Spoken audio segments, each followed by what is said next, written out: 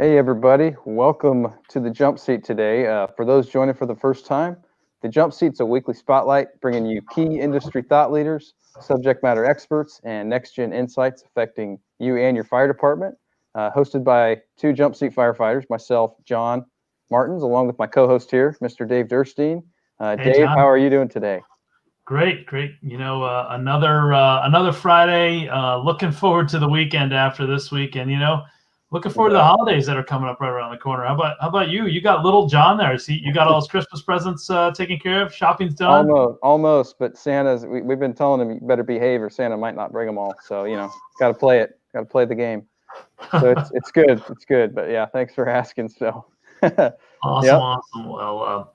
I don't know how things are in your neck of the woods, but it's been kind of crazy here in Ohio.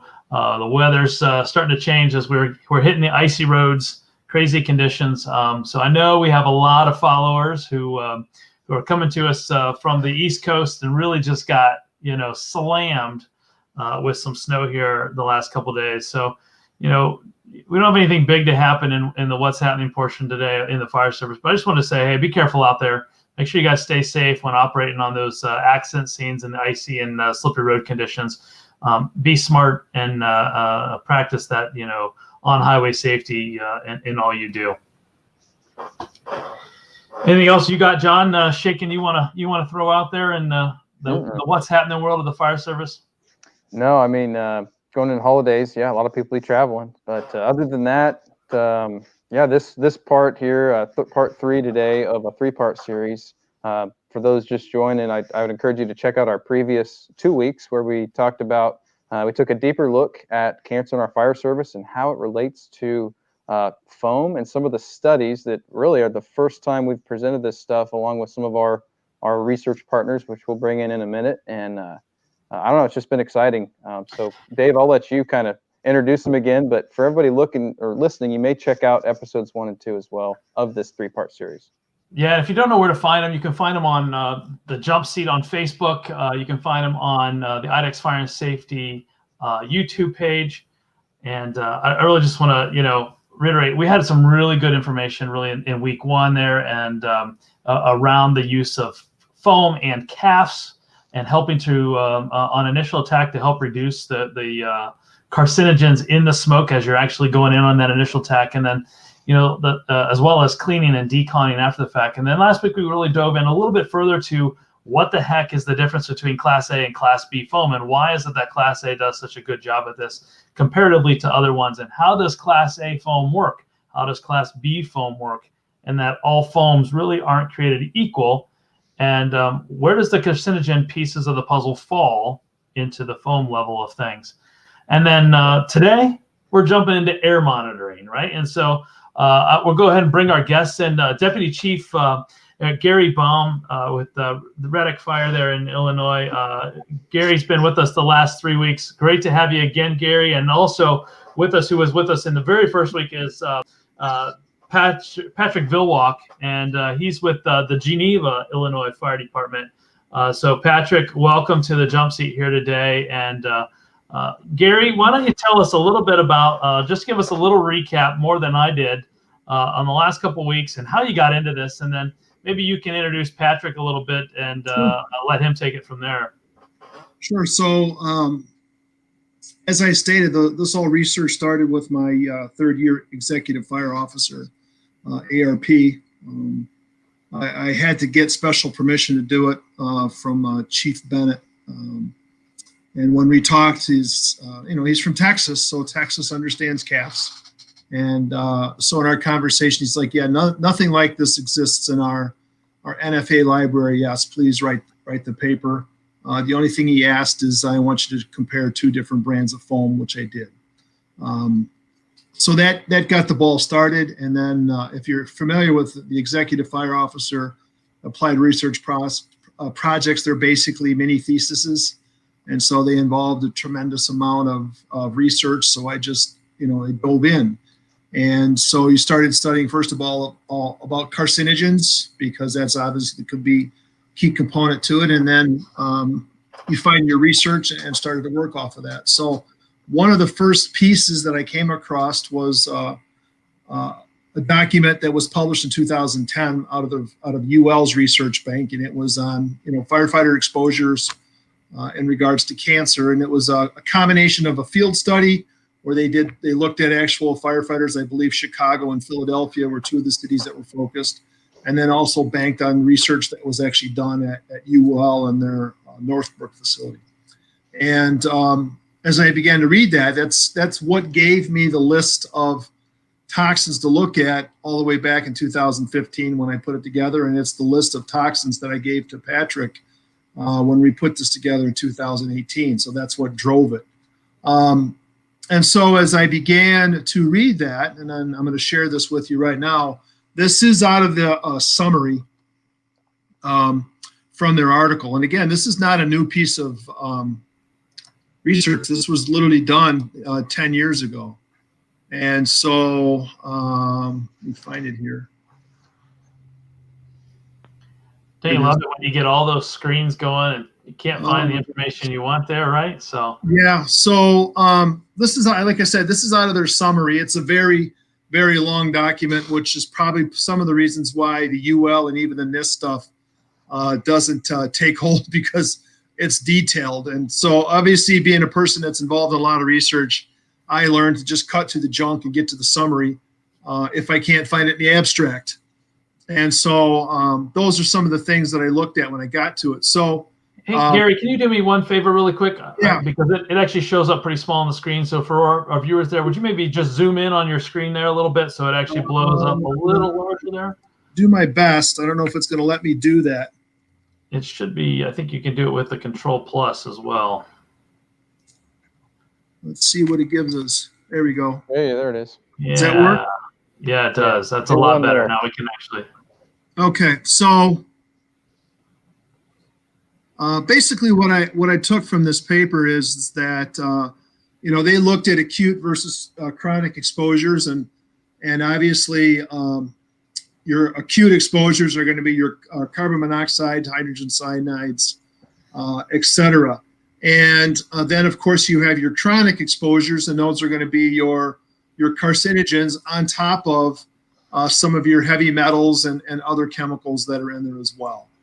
And so, they talk about acute exposure levels in this summary. But the thing that I took away from the most from this is that you can have low levels of or no levels of carbon monoxide and still have these other toxins there.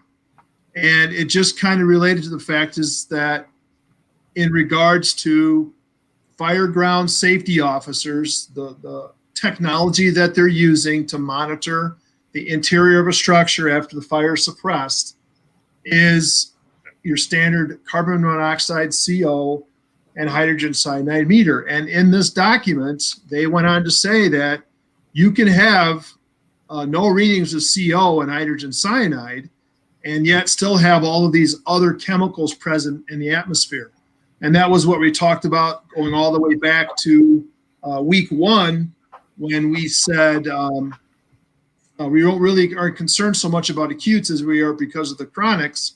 It's because, if you can monitor yourselves on the acutes, by wearing your SCBA, then you really don't have to worry about the chronics. And then, of course, we use the data in regards to how we scrub benzene out of the environment. And then this, of course, talks about their field studies that they did through the Chicago Fire Department and then the University of Cincinnati. But again, I think the takeaway from this is, again, you're not going to necessarily have carbon monoxide and hydrogen cyanide present in the fires, and yet still have the carcinogens in there. And these carcinogens, benzene, formaldehyde, they all have very different chemical makeups than carbon monoxide and hydrogen cyanide. And the other thing too is that, again, your 4-gas meter, while it does have a CO reading, your LELs is what you use to measure your hydrocarbons. It's not necessarily going to pick up these chains. So that was what we got from that. Yeah, and so Gary, really quick, I mean, because you did a measurement of the benzene, right, in that first one, and so by utilizing Class A foam in that benzene, or in that initial attack, remind us really quick, what percentage of reduction did we see in the particulates in the air there, or in the levels, right? Wasn't like 80% or 90% of the. Well, in the test that we did in October, where we used CAFs, I mean, we went from what, Pat, 4,000 to 5,000 parts per million to less than 30 in 30 seconds. I mean, that's literally rolling the marbles right off the edge of the table. Whereas on the other fires, we actually seen the benzene readings continue to rise in the post-suppression environment. And that right there should be a red flag that, you know what, don't take your stuff off. And if you've ever listened to a gentleman speak by the name of Phil Joes, he's one of the Seattle guys. He does a presentation on the rules of air management in Rome. And I listened to him a few years ago, and he gives a lot about case studies that they've done in the Seattle Fire Department. And one of the statements he made is that the number one recipient of duty-related cancers in the Seattle Fire Department wasn't suppression crews. It was the fire and arson investigators, because they were going in post-suppression up to 24 hours, and the stuff was still off-gassing. And so the Seattle Fire Department had implemented a policy that no matter what, 24 hours post-suppression, you still had to have respiratory protection. Wow. And that was a big eye-opener for me. And it looks at it and goes, man, that makes a ton of sense. We talk so much about not getting tunnel vision on scenes, right? We've preached that. We've heard that a million times. However, I'm applying this to a new way, and that's with our monitoring equipment as well. Don't get tunnel vision, look at a four gas and go, oh, well, we're fine. You may not be. And I can think of instances where I've been in doing mop up and stuff, and you're like, oh, well, the air monitor says all right, but this is, wow, something's in here. Let's get out. And that's your spidey sense saying something's not good. Get out of here. Put your air pack on or get some. So I want to show another journal article that I really like. And let me get it up here. This one came out just a year or so ago. This is really solid, and I like this. And the name of the article is called "Warm Zone Cases: Environmental Monitoring Immediately Outside the Fire Incident Response Arena by Firefighters." And this is true because I like it, is because, again, they actually take a hazmat approach to the fire ground, which is what I believe. We're not responding to structure fires anymore. We're actually responding to hazmat incidences. And what's burning is a potpourri of toxins. And it's because these fires are hydrocarbon fuel-based fires. And as we talked about, that's not going to change. And this is a study that they did in South Florida with a bunch of departments, and they talk about, multi-gas detectors, collecting data outside the fire structure. And, they talk about the hot zone being the structure that's on fire itself, but, outside in the yard, you're literally in the warm zone. And then, of course, somewhere past that, there's a cold zone. And, they talk about, metering the warm zone and the use of respiratory protection in the warm zone for individuals not necessarily having to be SCBA, but at least using some level of a face respirator that can filter the contaminants. And again, we're not necessarily talking about carbon monoxide and hydrogen cyanide. We're talking about, as you can see down here in the intro, carcinogen exposures. And so, again, you're not necessarily going to be able to measure those. And I know they do talk about using multi-gas detectors, but you're not necessarily going to be able to measure that with CO and hydrogen cyanide, especially as you look at the information that Fabian and his crew put out in 2010 versus this material here. And so, this too gets me going about the whole clean cab concept. We want to protect our people by not having our gear and SCBAs in the compartment. But when we get out of the big red chariot and it's time to go to work, we're now standing in the warm zone putting our stuff on. And these are the same fire departments that have gone out and bought respiratory protection for their pump operators But again, you're having your crews get dressed in an area where they could potentially be contaminated. And if you look at that in a hazmat sense, you would say, well, no, we would never do that. We would never put our dressing station in a warm zone. We always make sure that we put our dress out area in the cold zone. And so that's just what got me to look at that. You know, I think it's an interesting thing there, and I can't wait to start looking at the data, because I know you've got a lot of data, and that's what Patrick's expertise is here as well. But you know, I think, and reflect back just on recent fires that I've even been involved with, right? And how many times do you go in with that 4-gas meter, right? And you use that as the gut. Hey, yeah, everything's good. Everybody can take their pack off while we continue to overhaul. Just put a regular respirator on, so we're keeping insulation or particulates out, right? Yeah. And so, really, I think what I'm hearing from you is kind of the message from today is, hey, if you want to stay out of the carcinogens, there's methods that we've talked about the last 2 weeks. Use CAFs, use foam. It's going to help reduce them. But by the way, your methodology of monitoring this air is the method today. Probably isn't effective. So keep your pack on, right? Yeah, absolutely. I mean, you're in the hazmat realm. I mean, what is your absolute best line of respiratory protection? It's an SCBA over air purifying respirator or a PAPR. When in doubt, we're an SCBA, and it's the thing that we all have on our big red chariots. So when in doubt, just use your SCBAs. So some of the data that I haven't shared with the group, I did in 2019. I was excited by the data that we collected in 2018. I wanted to get back at it, but didn't have access to a Moran Sapphire. I was able to secure a PID and some 4-gas meters through Draeger. They are excellent instruments in their field, and I was using them. And I'm looking over the data, going, man, this is not working.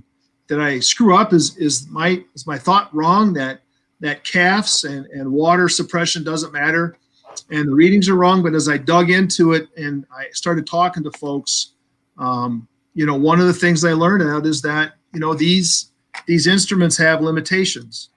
And so I'm going to go ahead and show you two fires.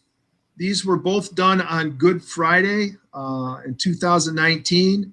One is test fire number 4. It was suppressed with water only. And then test number 6 was suppressed with CAFs using the exact same unit that we used in 2020. And so there's similar. Now, test number 5, the test fire that I did in between, I used nozzle aspirated foam to suppress that. The unique thing about these fires 4, 5, and 6 is that I had obtained a piece of furniture from Goodwill. It was donated to me. So it was a lazy boy. It was a chair, a love seat, and a couch sectional all put together. So they were the exact same. I'd finally found a fuel load that was identical. So I put them in there. I burned them. I burned the single chair section for the water. In the center one, I used the love seat section for the NAFs. And I gave the biggest section to the CAFs. Well, thinking, well, you know what? This is going to give me the most amount of junk. So let's burn it big, and then we'll see what the CAFs gave.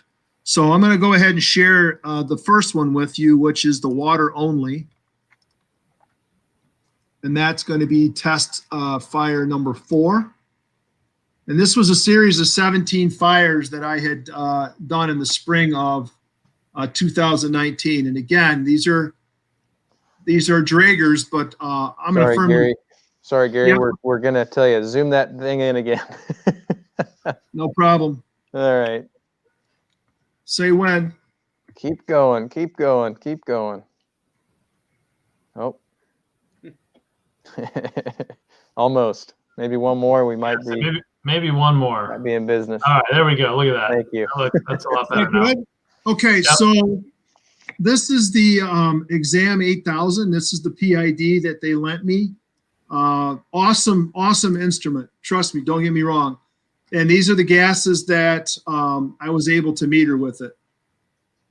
And these are literally downloaded right from the instrument into a data collection point that I have. And so you can see the numbers, isobutane, carbon dioxide, hydrogen cyanide, ethylene oxide. You can see the gauntlet. And then over here, I had 3 of their 4-gas meters, 2 exam 5000s and an exam 2500. This is just an ignition, so you can see that as far as O2 and CO, that they were reading as they would. Again, we are burning the same piece of furniture. This is the same fire. The only thing that separated these 3 instruments is that I had taped them to a sampling stick, and that sampling stick was 6 feet in the air, and the only difference was that they were actually the width of each meter apart because I had them stacked on top of one another. And you can see right here that the readings are completely not the same, not at any one time. So our 4-gas meter, we looked all right there. That's all we were looking at. It looked just fine. Yep. But survey says there's other stuff going on. And this is water. You know, if you read 6 minutes post suppression that your carbon monoxide is 40, you might be leaning on the fact to go ahead and tell your guys to take your masks off. But we know from all of our fires that we suppress with water, our benzene readings at 6 minutes are still in the several thousand parts per million reading. Wow. You're also getting so many cross sensitivities from, you know, like Gary was saying, the gases that you don't see, they're interfering with, they're competing with whether a CO sensor or a H2S. Doesn't matter. You can look up in the manuals of the air monitors, and it will show certain sensitivities for the sensors. So that just goes to show you can get, you know, somewhat accurate reading in a mild environment, but, you know, post fire and during the growth stage for these with the data, it's so inconsistent because you're getting some sensor degradation, and you won't always see that too. You know, you get out of an environment in a clean air environment, the sensors all go back down to normal, zero out, but they're still just degrading. And so, you know, one meter can read this. You can have the same 2 4-gases, and you can get different readings as well. Just with that. So that's in there. I'm going to go ahead and share the other one with you, which is the test fire number 6, which is the one that we suppressed with CAFs. Again, the furniture was from the same section, and you'll be able to see the information there as well. So is that big enough, or do you need more? I think that works there, Gary. Perfect. Okay, so again, as you can see, the numbers are all over the place. Again, these are 3, again, technology is similar, exam 5000, 2500. These are the 4-gas meters. Again, very solid instruments. But again, you can look at the contrast of numbers. I mean, you have one where the CO reading is 530, and they at the exact same time, this one is saying 92, and then this one over here, I don't even have a reading. And so it's just very inconsistent. And also too, over here, these numbers from the previous one versus this one, they're just all over the place.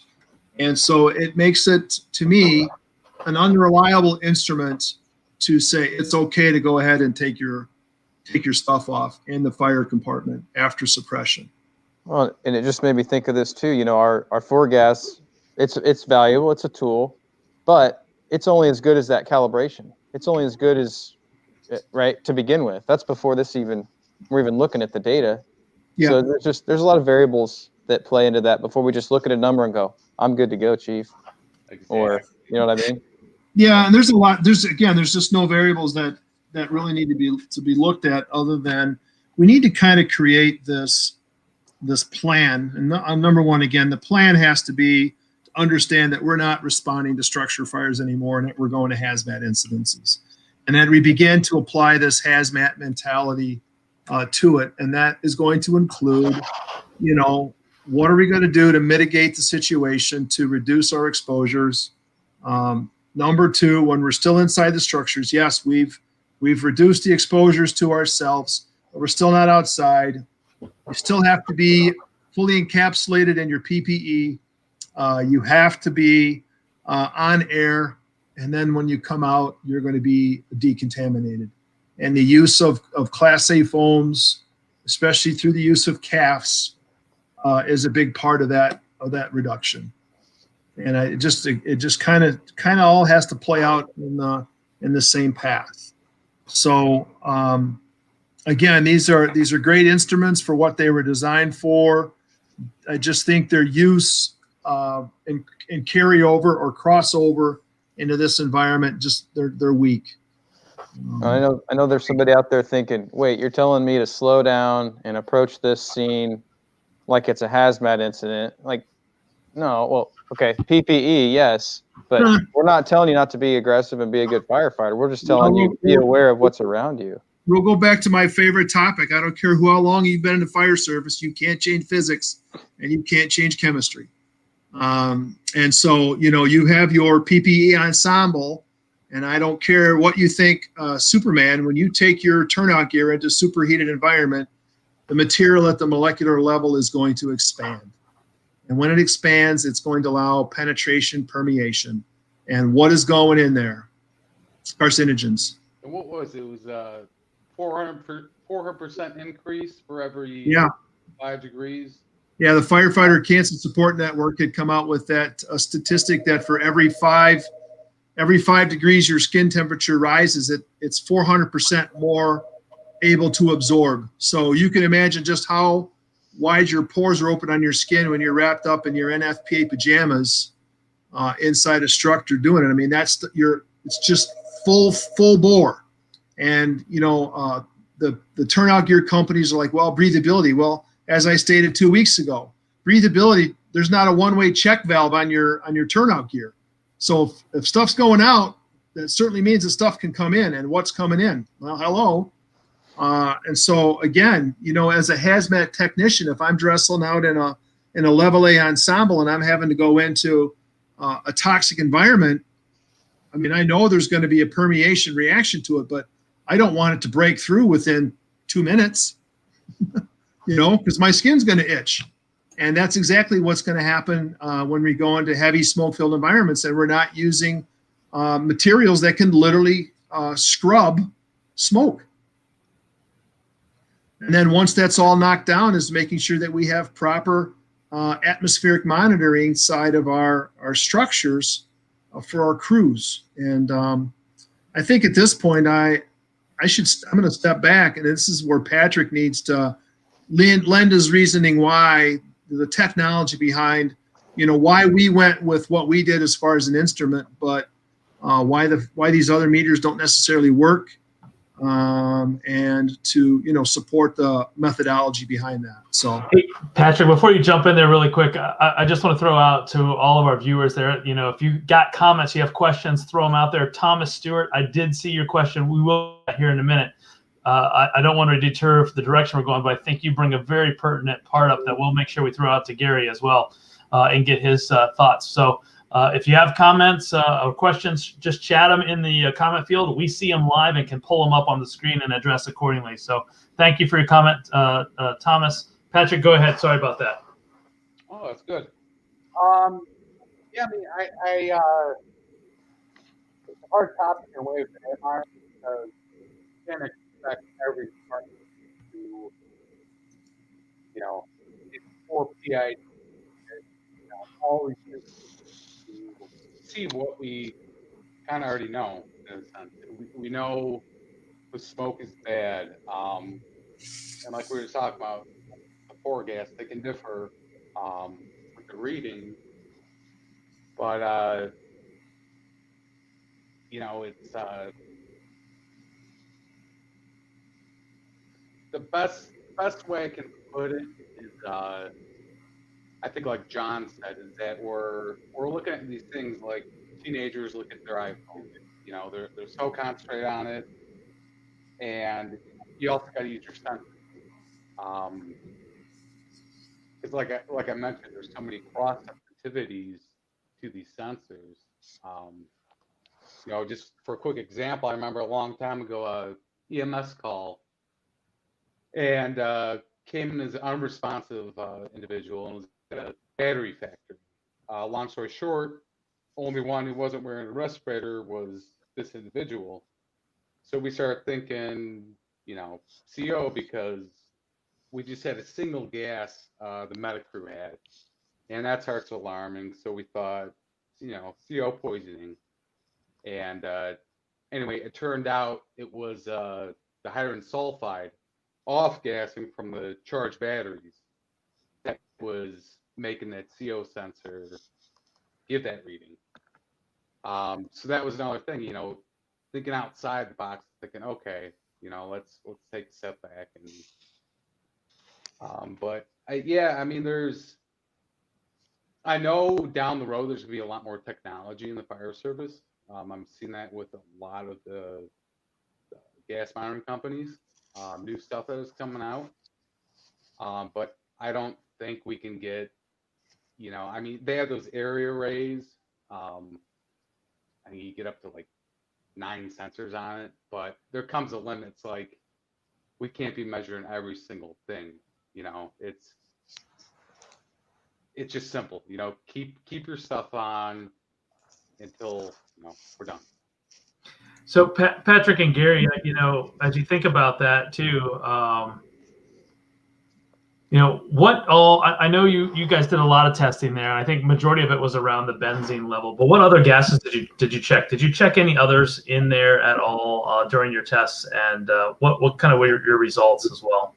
We did in 2018, and because Pat had rented some PIDs, and I'll let him discuss that here in a little bit. And I think the other thing I'd ask for Pat to do is, you know, what technology does the FTIR that we're using provide the benefits that we are using? I mean, I know that your fire departments aren't going to run out and buy a $45,000 FTIR, but it's certainly something that you can use. Understand why we went with it, the technology behind it versus, you know, a PID and how a PID is going to work or not work. And of course, I think we've already beat up the 4 gas meters enough. But I'll let Pat talk about what he saw in regards to nitrogen oxide, nitrous dioxide, sulfurics that we've seen, and what was going on even with those as far as using caps. Yeah, I saw. I mean, iron cyanide. It was different. A lot of. I mean, I think I had probably 2 HCN meters. I think 2 of each. Make sure, you know, okay, this one's saying this one's saying that. I didn't notice too much of a difference, and I think that was mainly due to, I mean, these things can only handle like 200 parts per million, like max. A lot of different sensors vary on that, but when we go in the environment to, you know, see these results from the data, um, yeah, it's just freaking degrading that thing. It's like putting water on a battery, you know. Um, so we saw a lot of inconsistencies with that, but so in terms of the, you know, FDR technology that we use, um, it it's factory calibrated to over 200 different gases, and you can do single monitoring for that. And so basically, in layman's terms, it will pick up that it's looking for one specific compound, and it gives off certain energy in layman's terms, and it's picking that up, and passing out, and you're not able to get those cross sensitivities. You're directly getting benzene, and that is all that you're getting. Versus if I had a PID looking for benzene, I believe the electron volt or whatever is the or the ionization potential is below 10. So if you're using a PID, it's below 9.8, whatever. Yes, you're going to see benzene, but you're also picking up other hydrocarbons with that PID. So it's, they have some benzene specific PIDs, but in terms of that technology, I think that's what was benefit. And we had a benzene specific PID, and it capped out at 1,800 parts per million, which wasn't beneficial to us. So we ended up not even using that function. I think that technology would be more suitable for fire investigators, ATF, things like that. After dealing with close environments, ATM, that's all going to be down. But like Gary said, everyone else said, you're going to see, you bring a PID in, arson investigator, they're going to be picking up. That thing's going to be alarmed. Hey, real quick, too, I was going to put up a comment we had from Ryan. It's changing subject slightly here, but going back to our gear and PPE, understandable about turnout gear. However, I'm more concerned with the permeation through Nomex. So what do you guys think of that? I mean, obviously, yes, he's right. Our hoods are directly touching our neck, our lymph node system and all that. I know my department specifically, we have a policy where when we come out or when we go to rehab, they say grab a clean hood, throw it on. Just it's something quick we can do, but that doesn't include obviously cleaning up after the fire and all that. But sure, I wanted to spotlight that comment because I think it's a really good point. Do you want me to answer it? Yeah, go ahead. Okay, so it's simple. We're going to go back to the whole chemistry and physics things again. So you have a Nomex hood, flash hood, whatever you want to call it, and it's made out of Nomex or some other flame-resistant material, and it's woven. And I've had conversations not with the people that make the hoods, but with the people that make the fabrics that make the hoods. Does that make sense? And so everything that I've talked to those folks, now it's been since 2019 at FDIC, but from my understanding, we're as far out as we're going to get in regards to technology. Does that make sense? Our fabrics are our fabrics. Nomex and all that stuff was invented during the space age in the 60s for space flight. So we really haven't seen anything significant. So to answer his question is your flash hood, when you wear it, under your helmet, and whether you're wearing a traditional helmet or the Phoenix style helmet or Metro style helmet, your hood is exposed. And I know that there's companies out there that market this carbon filtering hood. And again, I'll go back to it and I'll say it again and again and again. If that hood gets heated, molecularly, it's going to expand, period. Can't change physics. Okay, there's no batteries in that say, oops, it's too hot, I'm going to close up. My molecular structures, the pores are going to close down, and it's not. There's going to be penetration. And then, of course, chemically, those products get bound up into that. And, of course, the hotter it gets, the more permeation and penetration there is in the hood. And that's, with us on our end, if you're a water-only department, I would certainly hope at least you're doing cooling as you go. To minimize that, but again, as you're cooling that smoke, that stuff is coming, down on top of you. And if you look at any of the cancer studies, one of the weakest links to firefighters is the hood. It's that area between where the coat closure is. If you close your coat, right, the seal around your mask and where your helmet is because with American style helmets, you have so much exposure between your brim and your collar to your coat. And then, of course, the other weak link is the fly to your coat. And then, of course, the cuffs to your gloves. Those are weak links. And that's because those gases have easier pathways to get to your skin. And so, again, that's why we advocate the use of, like we've been talking about, slicer CAFs, where CAFs is the use of carcinogen-absorbing foaming solutions and scrub as you go. So, yeah, I mean, it doesn't matter. So unless you're going to use a European style helmet like I have and catch grief for it, to where the bigger part of your head is now, protected by the helmet itself, you're susceptible. And I applaud the departments that have extra hoods and give their firefighters extra hoods after a fire. But again, it's the use during that situation where you are, opening yourself up to an exposure. So. One of the other questions, Gary, I'm going to throw out there. This is the one that I mentioned before that Thomas Stewart threw in here. He says, worse than that, and this was commented a while back there when you were talking about the warm zones and dressing in a warm zone. He said, many houses, I think if you're referring to firehouses, actually have workout facilities right in their warm zone, aka the Bay Area, right? Yeah. Yeah. Thoughts, I mean, comments? yeah. Again, decisions are made, and at the time they make, to the people that make them, good sense.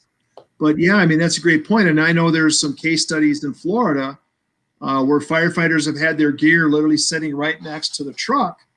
And then, of course, the diesel fumes, and I'm not talking exhaust, I'm talking diesel fumes, come out of the tank. They come out down the fill and then come down. And where do we find diesel fumes? Along the ground. And they've actually case studies looking at diesel fumes pooling into the bunker pants as they sit next to the vehicle. And then when you drive, you jump into your gear and you pull your gear up, that's being encapsulated in your growing area. And they're looking at that being related to certain types of cancer in the growing area. So yeah, it makes a ton of sense.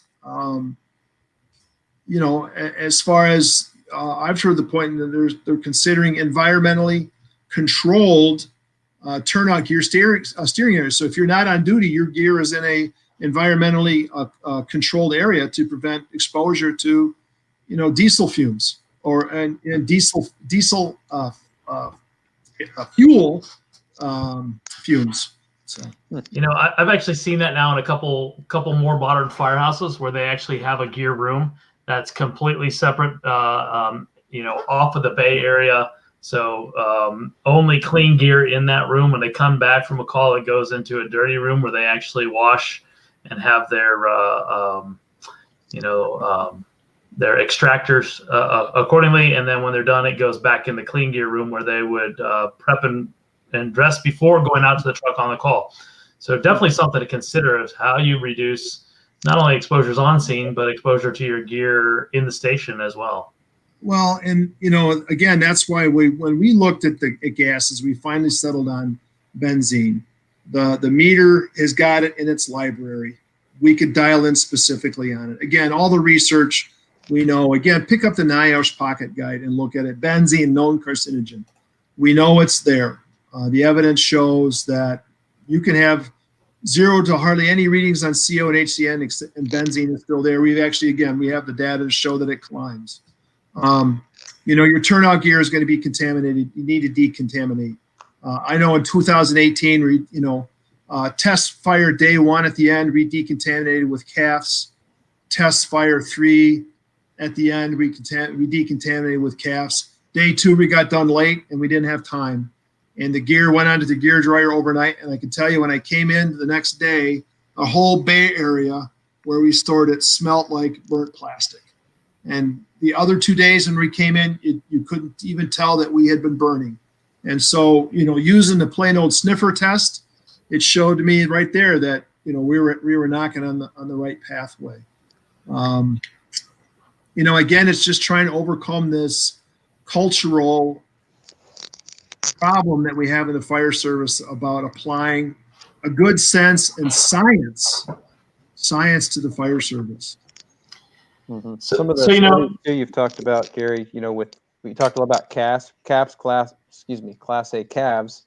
One thing just to point out for those watching, we know not everybody has calves, and that's fine. We're not saying it's completely the only way to go. We're just saying in their studies they found the most scrub utilizing a calves with Class A foam. Obviously, if you flow Class A foam non-calves, if you have a way to aerate that, you can still gain some of the effects. And if your fire department doesn't have all of these monitors and all these sensing capabilities, you could take some of the learnings from these guys that have spent the time and money, frankly, to get this information and take it home. You don't have to have all that to gain the benefit, right? Yeah, This is we've done 2 fires with nozzle aspirated Class A foam.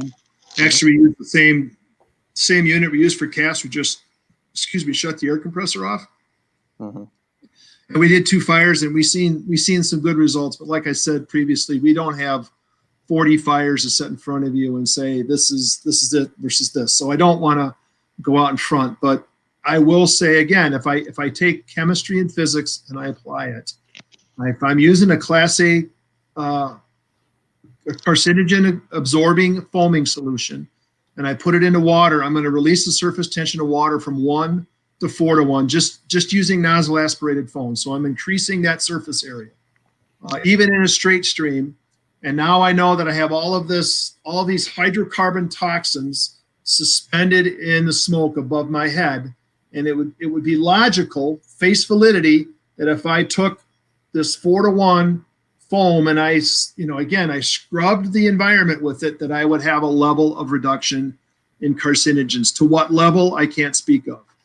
To give you, 100% hard science, don't have it yet. We will by I would say April, May of 2021, because that's the next series up, is comparing nozzle aspirated versus compressed air foam systems. And that's why, again, I'm trying to change the acronym of CAFs from meaning compressed air foam systems to carcinogen absorbing foaming solutions, because again, the chemistry behind the detergents, the Class A foams, we know is going to affect carcinogens because they're carbon based. And you need the foaming component to it, whether it's nozzle aspirated or compressed air foam aspirated, to help scrub the bubbles, because it just increases the surface area. The Class A foam, you're going to have smaller, tighter bubble structures. They're stickier because they're mostly air. So if you can think of sending thousands of tiny tape bubbles through the air where the stuff sticks to it, that would be a good analogy. But again, we think that nozzle aspirated foam is going to make a difference. And so, again, it's just, if you don't have caps, that's fine. Using nozzle aspirated foam, again, we believe has a benefit in reducing carcinogen levels. We need some more hard, fast numbers to come back to you guys and say, hey, this is what we're seeing. And if you can't afford calves, go this way.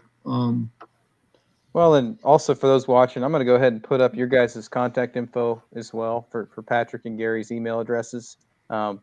We know that in this short time, we really can't go too far just because of the sake of time here. But we do want to, any closing remarks, closing thoughts? I know, Patrick, you had some good info today. Anything else you want to leave with the viewers? Yeah, I would say, don't always trust just your air monitors in the department. Just, even if it says it's clear, just keep your gear on, because there's still stuff out there that we don't have the technology. Some departments don't have the money, but just keep the gear on, and then training too, departments of air monitors, and seeing what can skew the results, and its limitations, and like test driving a car, more training on that. But yeah, just not using all your senses, because like we've seen these fires, they vary, the numbers. We can't, but yeah, use both senses. Good. Gary, anything from you? Yeah, first of all, I want to thank you all for having Pat and I on for these 3 weeks. It's been an honor to share our work. We're not done. Like I said, every time we get something done, we start looking at something else, and the relationship for that, it just creates a whole nother series of tests.